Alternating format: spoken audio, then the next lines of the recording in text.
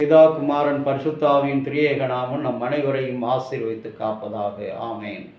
இறை இயேசுவுக்கள் அன்பான திருச்சபை மக்கள் அனைவருக்கும் இந்த ஆகஸ்ட் மாதத்தினுடைய நல்வாழ்த்துக்களை கூறிக்கொள்கிறேன்.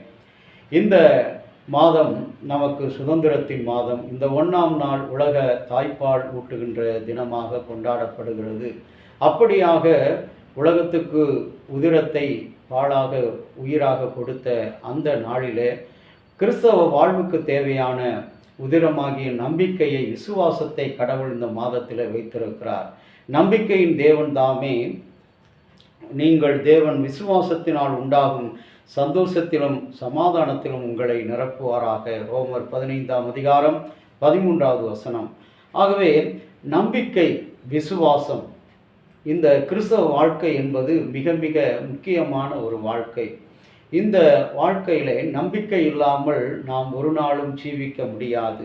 யோவான் 7:38 ஆண்டவராகிய இயேசு கிறிஸ்து சொல்கிறார், என்னில் விசுவாசம் வைக்கிறவனுக்கு அவனுடைய உள்ளத்திலே ஜீவ தண்ணீர் உள்ள நதிகள் பாய்ந்து ஓடும் என்று சொல்கிறார். மார்க்கு 5ஆம் அதிகாரம் 36வது வசனத்தில், ஆகவே 39வது வசனத்திலும் விசுவாசிக்கிறவனாக நீங்களும் நானும் வாழ வேண்டும். இன்றைக்கு இந்த நம்பிக்கை இழந்த நிலையிலே நாம் அநேக நேரங்களில் வறண்டு போய் காணப்படுகிறோம், செழிப்பில்லாமல் காணப்படுகிறோம், சோர்வாக காணப்படுகிறோம். ஒரு வாலிபன் ஒருவன் ஒரு குரு மடத்திலே சேர்ந்து நான் சேர வேண்டும் என்று சொல்லி ஆவலோடு சொல்கிறான். அங்கே குருவானவர், நான் உன்னை சோதித்து பார்க்க வேண்டும், ஆகவே ஒரு வார காலம் நீ இங்கே தங்கி என்னுடைய சோதனைகளிலே நீ ஜெயிக்க வேண்டும், அப்பொழுது உன்னை உறுப்பினராக சீடனாக நான் ஏற்றுக்கொள்வேன் என்று சொல்லி சொல்கிறார். அவன் நாட்கள் கடந்து போகிறது, 2 நாட்கள் 3 நாட்கள். திடீரென்ற ஒரு நாள் ஒரு பரிசோதனை வைக்கிறார் அந்த குருவானவர். ஒரு அழகிய இளம்பெண் தனக்கு முன்பாக உட்கார்ந்து கப்பிலே சாராயத்தை ஊற்றி கொடுக்கிறார் அந்த குருவுக்கு. அதை வாங்கி அந்த குருவானவர் இதை பார்த்து விட்டான்.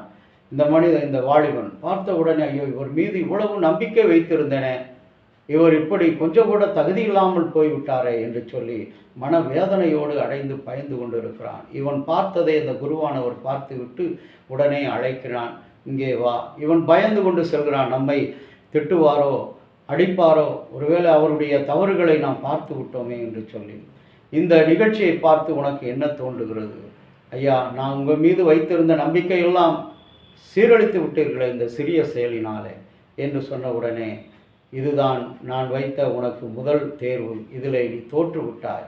அந்த பெண்ணை அழைக்கிறார். அந்த குருவினுடைய தாய் இளம் பெண் போல வேடமணிந்து அங்கே கப்பில் இருக்கிற அந்த சாராயத்தை குடிக்க சொல்கிறார். நான் குடிக்க மாட்டேன், தண்ணி குடிக்கிற பழக்கம் எனக்கு இல்லை என்று சொல்கிறார். ஆனால் நீ குடித்து பார் என்று சொன்ன உடனே அது வெறும் பச்சை தண்ணீராக, குடிநீராக இருக்கிறது. இதை பார்த்து மிகவும் வேதனை அடைகிறான். அப்பொழுதுதான் அந்த குரு சொல்கிறார், நான் வைத்த தேர்வில் நீ என்னை குறித்து எண்ணின எண்ணங்கள், நம்பிக்கை இல்லாமல் இருக்கின்ற அந்த வாழ்க்கை, ஒருவேளை நீ இந்த குருவானவர் அப்படி செய்திருக்க மாட்டார் என்று நீ எண்ணும் பொழுதுதான் உன்னை என்னுடைய சீடனாக ஏற்றுக்கொள்ள முடியும். ஆகவே இன்றைக்கு உலகத்தில் நாம் பார்க்கிற, சந்திக்கிற, செயல்படுகிற, வேலை செய்கிற இடங்களில் நம்பிக்கை இழந்த நிலையில் அநேக செயல்கள் நடைபெறலாம். ஆனால் நாம் நம்பிக்கை இழந்து விடக்கூடாது. நான் நம்புகிற கடவுள் இன்றைக்கு ஒருபோதும் நம்மை கைவிடாத கடவுளாக இருந்து உங்களையும் என்னையும் அவர் ரட்சிக்கிறவராக இருக்கிறார். ஆகவே நம்பிக்கையில் நாம் உறுதியோடு இருப்போம். 2வதாக ஹோப் ஆஃப் ஜாய், சமாதானத்தில், சந்தோஷத்தில் இருங்கள். சந்தோஷம் என்பது கிறிஸ்தவத்தில் மிக மிக அருமையான ஒரு காரியம். கிறிஸ்துவுக்குள்ளாக ஒருவன் இருந்தான், அவன் புதிய சிருஷ்டி. எப்பொழுதும் சந்தோஷமாக இருங்கள் என்று பவுல் அப்போஸ்தலன் பிலிப்பியர் 4:4 சொல்கிறார். அந்த சந்தோஷம் நம்மிலே காணப்பட வேண்டும் சொன்னால் நம்முடைய வாழ்வில் என்ன செய்ய வேண்டும்? நாம் மகிழ்ச்சியோடு இருக்க வேண்டும், பிறரை அன்போடு கூட ஏற்றுக்கொள்ள வேண்டும். நம்மிடத்திலே இருக்கிற அந்த குறை நிறைகளை நாம் காணும் பொழுதுதான் அந்த சந்தோஷத்தை பெற்றுக்கொள்ள முடியும். ஒரு ஊரில் வயதான பெரியவர் ஒருவர், அவர் 60 வயதை தாண்டி விட்டார். தாண்டின அந்த மனிதனுடைய வாழ்வில் அவன் செய்கிறான், ஒவ்வொரு நாளும் ஒவ்வொரு மக்களை, தன்னுடைய ஊராரை திட்டுவதும், குறை சொல்வதும், அதட்டி பேசுவதுமாக இருக்கிறான். இதை பார்த்துவிட்டு மக்கள் அனைவரும் ஒதுங்கி விட்டார்கள், இவனை ஏன் சந்திக்க வேண்டும் என்று சொல்லி. ஒரு நாள் திடீரென்று அவருடைய வயது 80 வயதாகிறது. மிக அமைதியோடு இருக்கிறார், பொறுமை காக்கிறார். ஏன் இந்த மனிதர் அந்த முதியவர் சத்தமிடவில்லை என்று சொல்லி மக்கள் அனைவரும் வந்து கேட்கிறார். அன்பு மக்களே, நான் இதுவரை என்னுடைய சந்தோஷத்தை உங்களை திட்டுவதன் மூலமாக, பேசுவதன் மூலமாக நான் இருக்கிறது என்று சொல்லி நினைத்து கொண்டிருந்தேன். ஆனால் இன்றைக்குத்தான் இதுவரை கிடைக்காத முழுமையான மகிழ்ச்சியை நான் இந்த 80வது வயதில் பெற்றுக்கொண்டேன். ஆகவே கடவுள் நமக்குடைய கரங்களில் குறுகிய காலத்தை கொடுத்திருக்கிறார். இந்த குறுகிய காலத்தில் நீங்களும் நானும் ஆண்டவரோடு சந்தோஷமாக இருக்க அழைக்கப்படுகிறோம். 1 பேதுரு 1:8 அதிகமாக கிறிஸ்துவுக்குள் நீங்கள் களிகூற வேண்டும். ரோமர் 8ஆம் அதிகாரம் 28வது வசனத்தில் அப்போஸ்தலனாகிய பவுல் சொல்கிறார், சகல நன்மைக்கு ஏதுவான காரியங்களிலே நீங்கள் சந்தோஷமாயிருங்கள் என்று சொல்கிறார். அன்பான இறை மக்களே, நமக்கு கிடைத்திருக்கிற இந்த சொற்பகால வாழ்க்கையில், குறுகிய கால வாழ்க்கையில் நாம் சந்தோஷமாக இருப்போம். ஆண்டவரிடத்தில் நம்பிக்கையில் சந்தோஷமாக இருப்போம். கர்த்தர் நம்மை வழிநடத்துவார். 3வதாக நம்பிக்கையில் சமாதானமாக இருங்கள். த ஹோப் ஆஃப் பீஸ் என்று சொல்லி அழைக்கப்படுகிறது.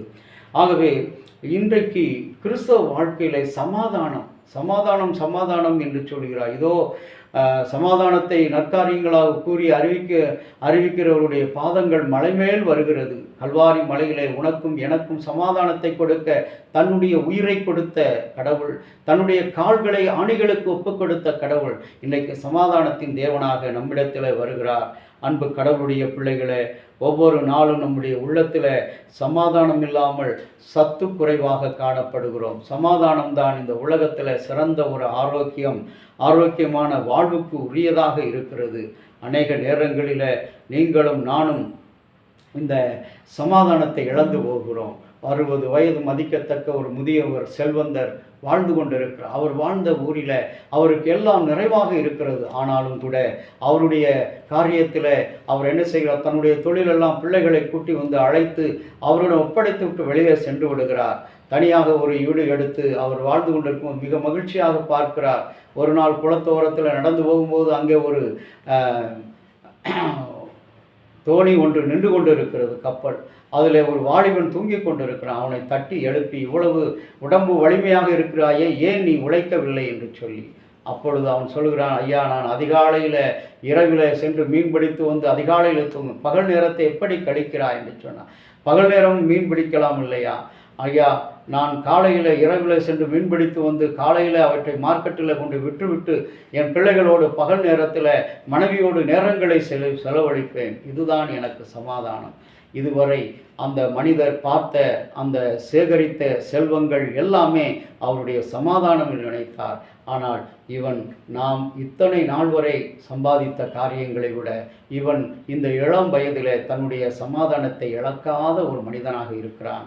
ஆகவே என்று சொல்லி அவருக்குள்ளாக வெட்கப்பட்டவராக அவர் கடந்து சென்றார். ஆகவே அன்புக்குரிய இறை மக்களே, யோவான் 14:27 உலகம் கொடுக்கிற சமாதானமாக நான் கொடுக்கவில்லை, என்னுடைய சமாதானம் எப்பொழுதும் உங்களிலே நிலைத்திருக்கும் என்று சொல்கிறார். அன்புக்குரிய இறை மக்களே, கடவுள் கொடுத்திருக்கிற இந்த ஆசீர்வாதமான நல்ல மாதத்திலே நம்பிக்கையின் தேவன் தாமே உங்களை விசுவாசத்திலும் எல்லாவித சந்தோஷத்திலும் சமாதானத்திலும் நிரப்புவார். நம்முடைய குடும்பங்கள் சமாதானத்திலும் சந்தோஷத்திலும், நம்முடைய ஜீவியம் விசுவாசத்தில் நிலைத்திருக்க கல்வாரி சிலுவையிலே தன்னுடைய உயிரை கொடுத்த இறைமகன் இயேசுவின் பாதத்தில் நம்ம ஒப்புக் கொடுப்போம். எல்லாம் வல்ல கடவுளே, இரக்கம் நிறைந்த ஆண்டவரே, இந்த ஆசீர்வதிக்கப்பட்ட நல்ல மாதத்துக்காக நன்றி செலுத்துகிறோம். இந்த மாதத்திலும் உம்மை காண வேண்டும் என்று இருந்தவர்கள் இல்லை, ஆனாலும் எங்களை கிருபையாக பாதுகாத்திருக்கிறீர். நாங்கள் நிலைத்திருப்பது உடைய சுத்த கிருபை. அந்த கிருபைக்கு ஒப்புக் கொடுக்கிறோம். இந்த மாதம் முழுவதும் உம்முடைய சமூகம், உடைய ஆசீர்வாதம், உடைய விசுவாசமும், உடைய சந்தோஷமும், உம்முடைய சமாதானமும் எங்கள் வாழ்வில், எங்கள் குடும்பத்தில், திருச்சபையில் நிலைத்து காணப்பட உதவி செய்யும்.